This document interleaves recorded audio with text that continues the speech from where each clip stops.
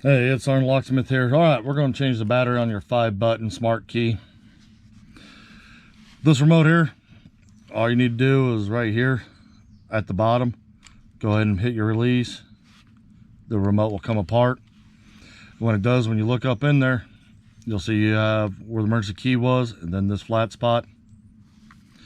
I'm going to insert the key blade in the emergency spot. I'm only going to go in about 1/8 of an inch. You go in and just rotate it and you'll see the corner will pop up. Once that corner pops up, take your emergency key, push it up, the back opens. Here's your battery. It's 2450. We're going to reassemble it.